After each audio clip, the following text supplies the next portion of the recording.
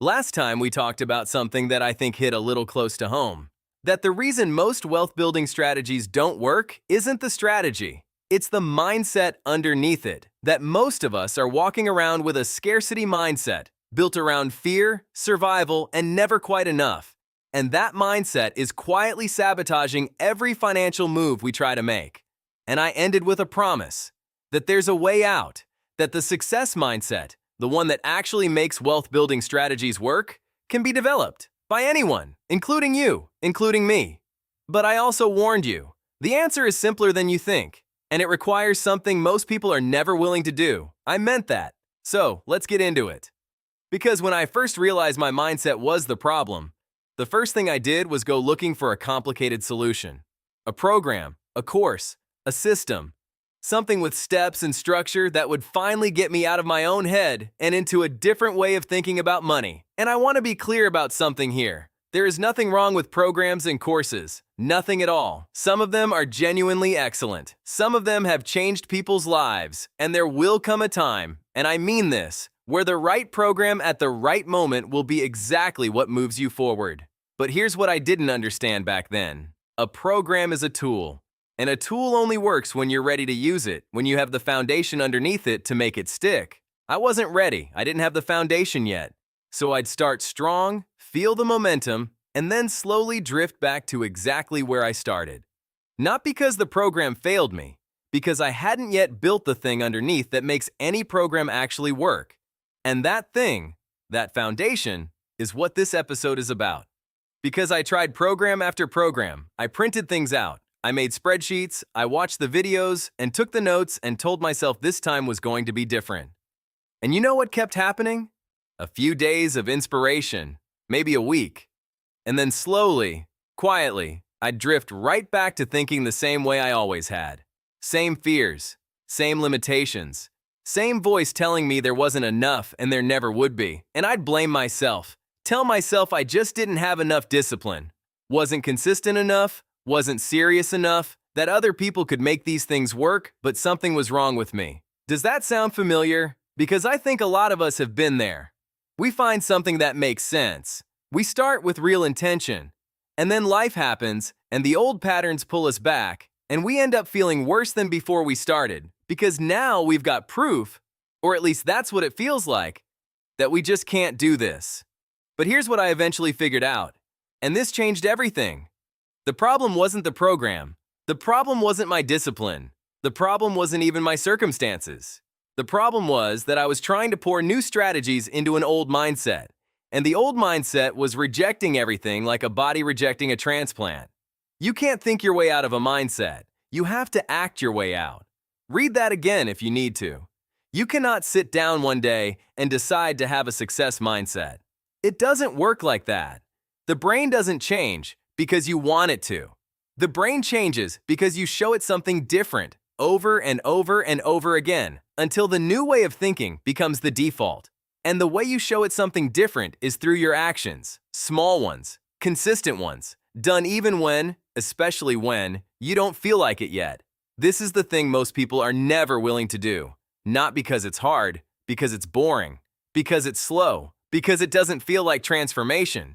It just feels like a small thing you do every day that doesn't seem to matter, until one day you look back and realize it changed everything.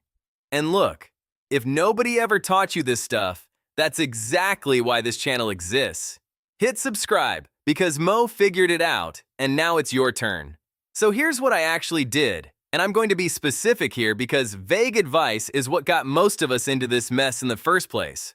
I started small, embarrassingly small. I picked one financial action, just one, that a person with a success mindset would do, and I committed to doing it every single day regardless of how I felt about it. Not a big action, not a life-changing move, something tiny, something almost laughably small. I started tracking every single dollar that came in and every single dollar that went out. Every day, not to judge it, not to feel guilty about it, not to punish myself for every coffee or every takeout order, just to see it, just to know exactly where things stood. That's it. That was the whole practice. And at first it felt completely pointless. I already knew I didn't have enough money. Why did I need to stare at proof of that every single day? But I kept going because I had made a commitment, not to a program, not to a system, just to one small action every single day. And something started happening. Slowly, almost invisibly at first. I started seeing patterns I had never noticed before. A subscription I forgot I had. 3 small purchases in a week that individually felt like nothing but together added up to something real. A habit I was funding every month without even consciously choosing to. None of it was shocking on its own.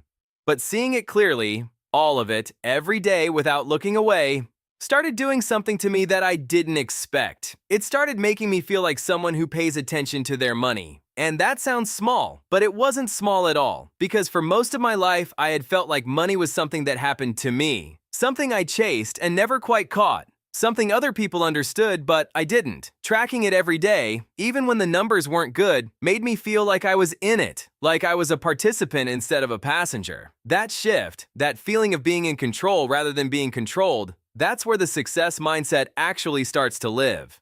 See, here's what I had to understand. You don't build a success mindset by thinking positive thoughts. You don't build it by reading the right book or listening to the right podcast or finding the perfect program. Though all of those things have their place and their time. You build it by taking actions that are consistent with the person you want to become every day, until those actions stop feeling like effort and start feeling like just who you are. It's not about fake confidence. It's not about pretending everything is fine when it isn't. It's about deciding every single day to act like someone who is building something. Even when you can't see it yet. Even when the numbers don't reflect it yet. Even when that voice in the back of your head is still whispering that it won't work. You act anyway. You show up anyway. You track anyway. You make the small decision anyway. And over time, something remarkable happens. The voice gets quieter.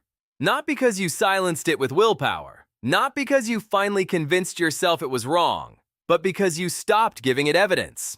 Because your actions started telling a different story. And slowly, day by day, your brain started believing the new story more than the old one. That is how a success mindset gets built. Not in a moment, not in a program. In the quiet daily decision to act like the person you're becoming before you fully feel like that person yet. Mo knows because Mo lived it.